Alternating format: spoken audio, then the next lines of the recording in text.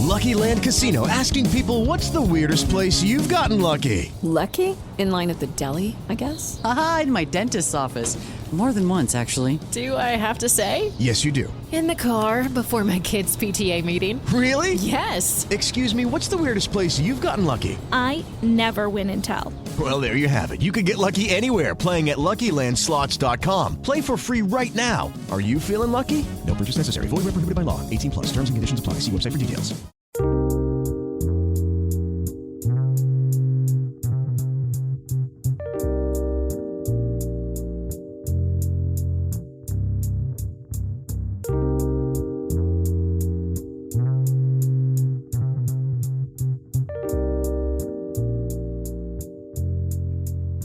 Hello and welcome to Proactive Caregiving, the podcast. I'm your host today, Scott Cannon. With me is Jessica Cannon of jessicalittlecannon.com. Welcome. Hello.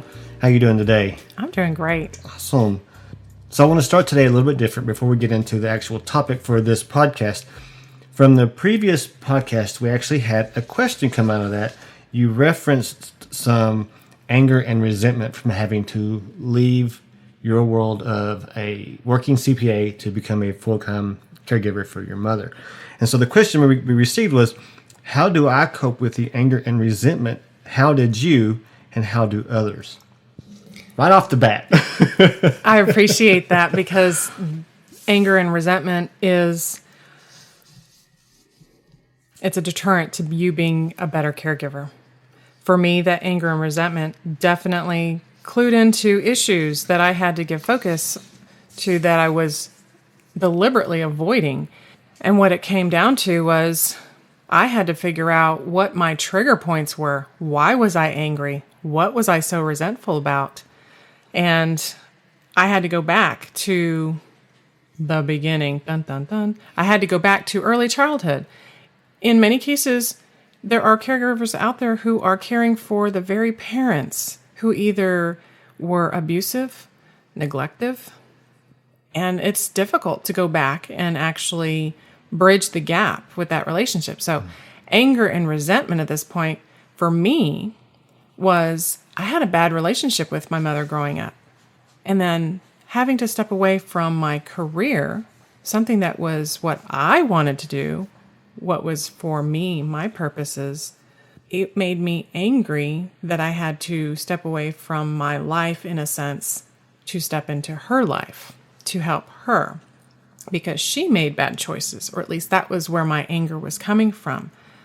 But once I was able to go back in time and understand where that anger resided and where it all began, then I was able to forgive and heal. And that goes away a little bit, maybe not entirely, but it goes away eventually. So caring for her came from a different perspective, less selfish, more selfless, more compassionate. But in that process, and the way I found that and what worked for me was I actually had to go through some therapy.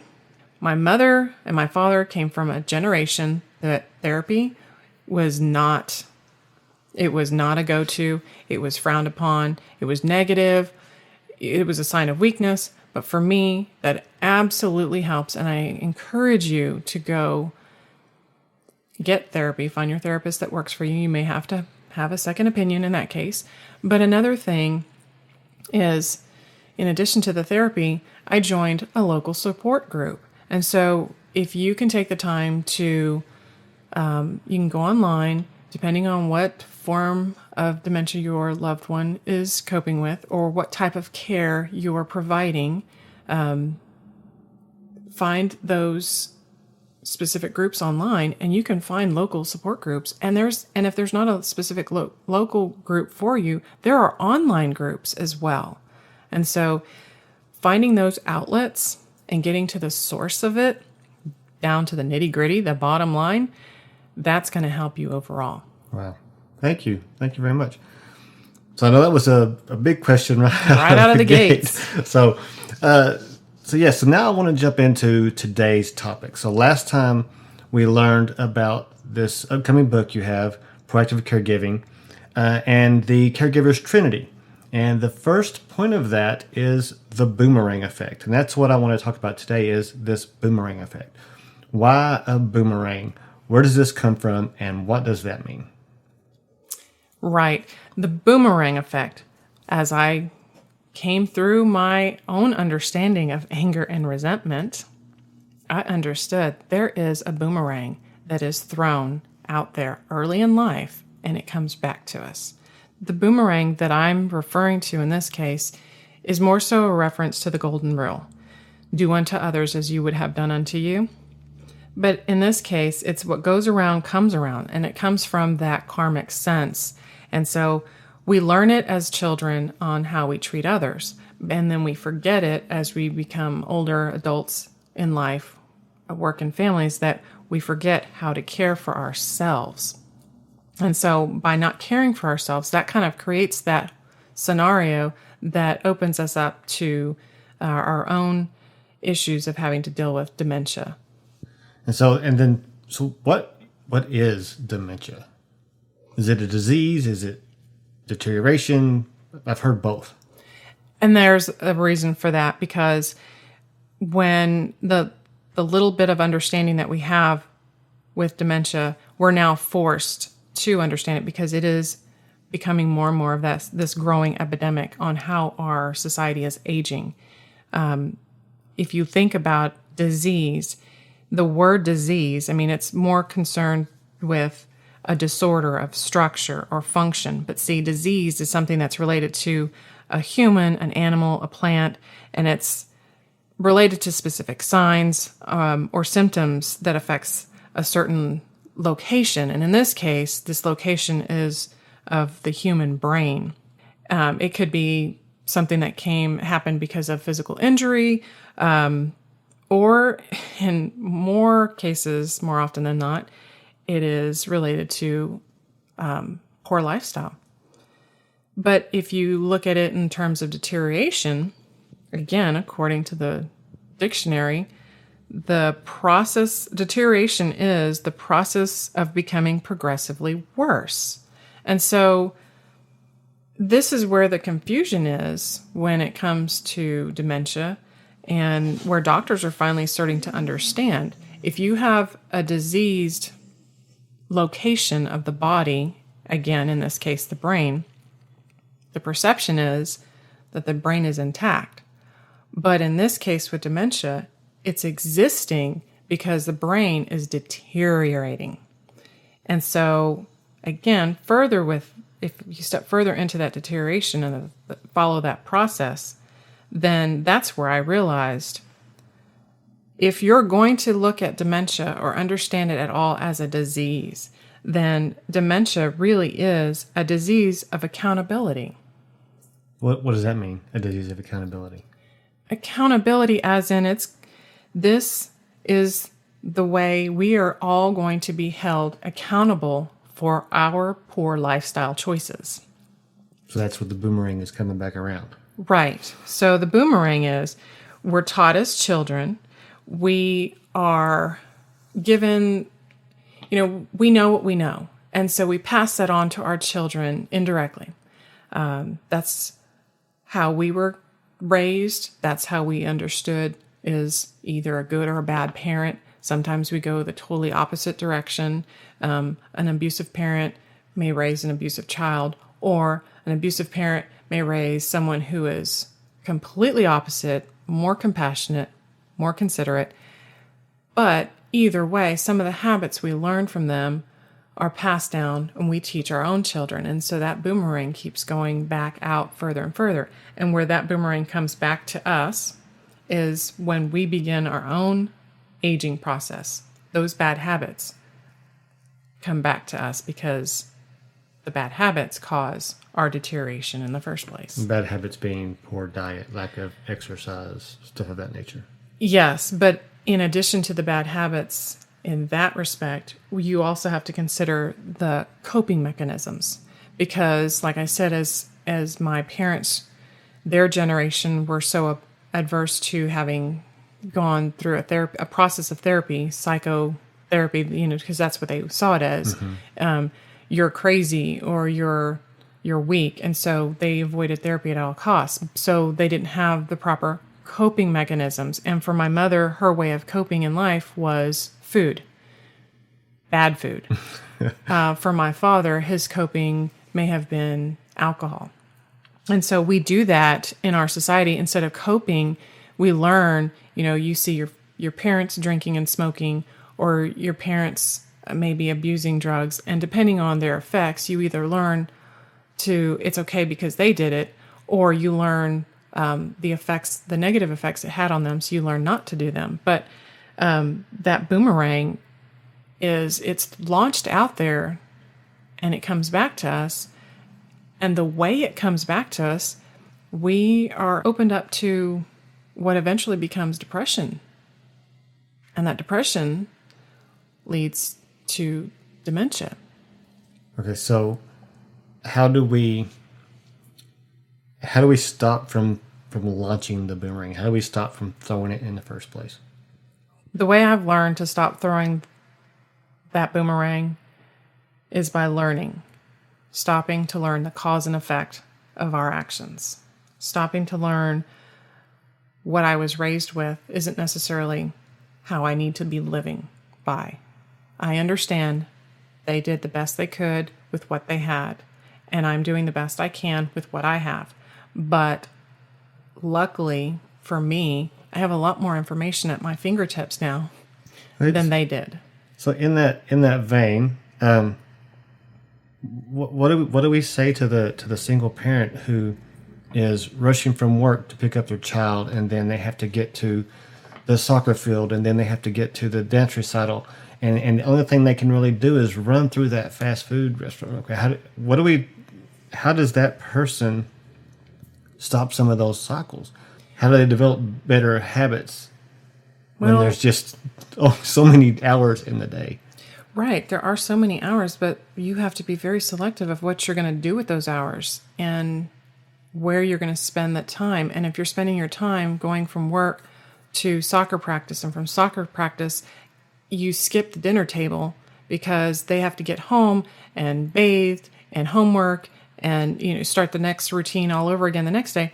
So you have to find that point in life where you can interject, where you can substitute some of those habits, change them up bit by bit, one thing at a time.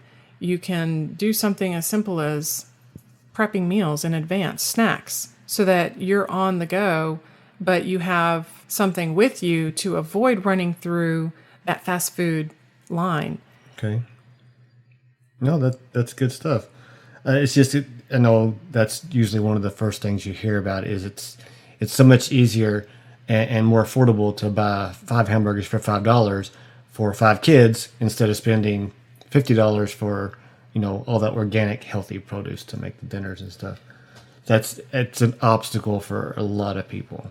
It is. And that's where the cause and effect and stopping to learn comes in, because when you learn how your body processes food and what your body needs, you will no longer go through those fast food lines. You will no longer purchase the sodas and the high sugary foods.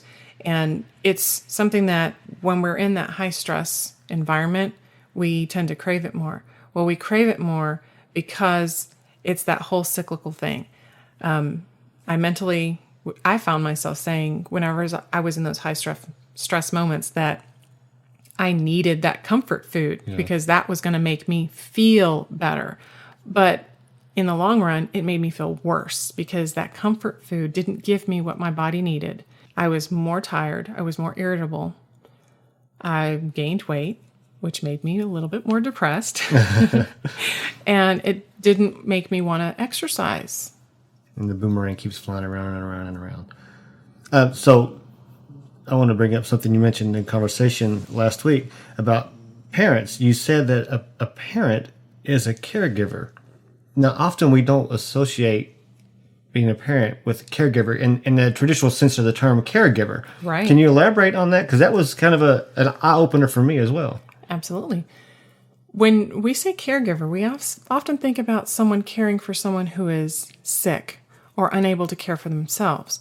But we forget that as parents, we are caregivers. Just because they're your biological children or even your adopted children doesn't mean you're not a caregiver.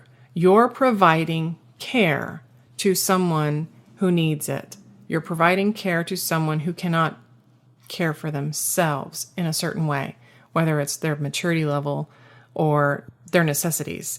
You're still a caregiver at that level, and you're most likely giving all of your focus, your attention, your emotional, physical, mental resources to your care recipient, and you're forgetting about yourself, and you're not giving yourself what you need. Yeah. It was just crazy because when you think, like I said, you think caregiver, you think someone with an illness or someone with some sort of disease or condition. But yeah, your kids are still providing care. Yeah. It was interesting. I wanted to bring it up again, so thank you for that. Something else I want to come back to, you said it earlier in this podcast and as well last time, was stepping into their world. So can you tell us what that means and what that looks like to step into their world? Right.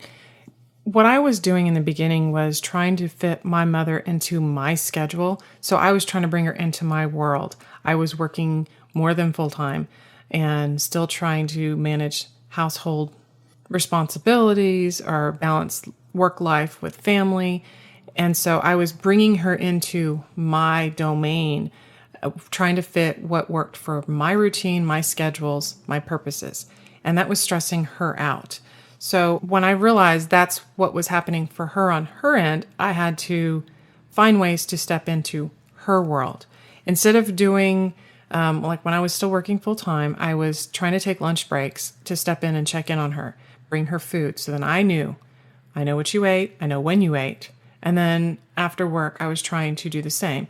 Go back and check in on her again a few hours later, see where she was at. Again, making sure she had dinner, making sure she got up from the couch, that she had some time to step outside and get some fresh air with me or something to that effect.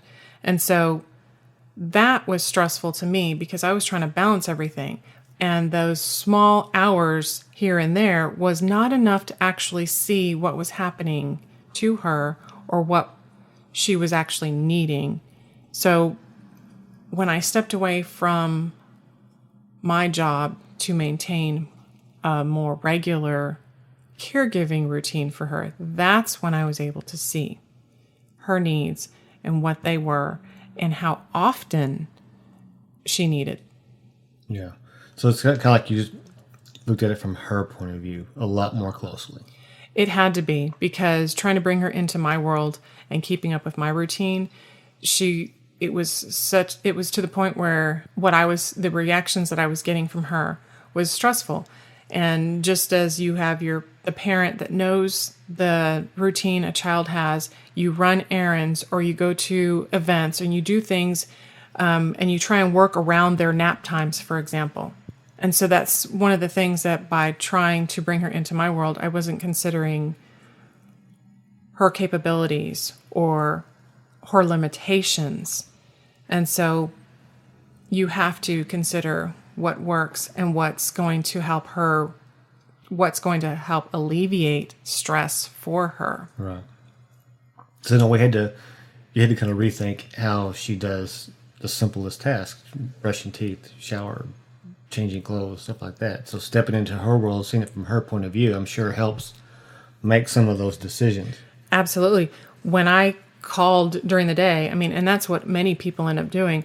They say, oh, I call and I check on them every day. Well, those phone calls, yes, they're helpful. You get a live body check, they're answering the phone. But the problem with people who are living with dementia is they're either going to tell you what you need to hear, or they really think in their mind that they are doing what you're asking. Did you have breakfast today? Did you take your meds? Did you have lunch? Did you let the dog out? Did you feed the dog? Did you take a shower? Did you brush your teeth? You can ask all these questions on the phone and they're going to tell you, yes, I did. I sure did. I'm doing what I need to do. I'm a grown adult. Leave me alone. You're going to get these responses from them, but until you step into their world, figuratively and literally go to their physical residents and go see them, get eyes on them. Or if you can't because your loved one lives out of state, out of town, however that works, you have to find someone who gets there and checks on them, because then they will see. And that's what happened for me. Yeah. When I finally started stepping into her world, then I could see how much was she eating, when was she eating, what was she eating, was she sleeping, was she changing clothes, was she keeping up with hygiene, and a lot of the stuff that she was telling me, yes, she was in fact not. And that's when it sounds like you caught the boomerang and put it down. Exactly. Wow. That's awesome. So the boomerang effect has come full circle for us here today. That's really good stuff. I appreciate it. And as we said earlier, the boomerang effect is only the first of the 3 points of the caregiver's trinity. And so in the next episode of the podcast, we're actually going to kick off a 4-part series on the second part of the trinity, which is lifestyle. So I would encourage you all to make sure you go over to jessicalizelcannon.com, hit that subscribe button so that you are one of the first to know when those episodes are released. You can also, from that website, you can ask questions on how she's dealt with stuff, resources. I'm sure you have all kinds of material just ready to go for people who have questions. I do. So yeah, reach out to her on that site, share your stories, ask your questions, and subscribe to the links there to be the first to hear the new podcast when they're ready. Jessica, thank you so much for the boomerang effect. We look forward to hearing about lifestyle. Thank you.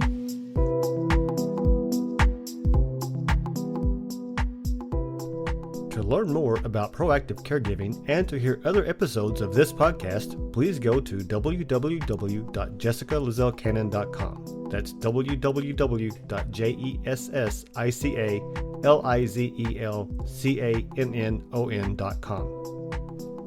This podcast is produced by Cannon Light Media LLC. www.cannonlightmedia.com. Music provided by Chris Paradise.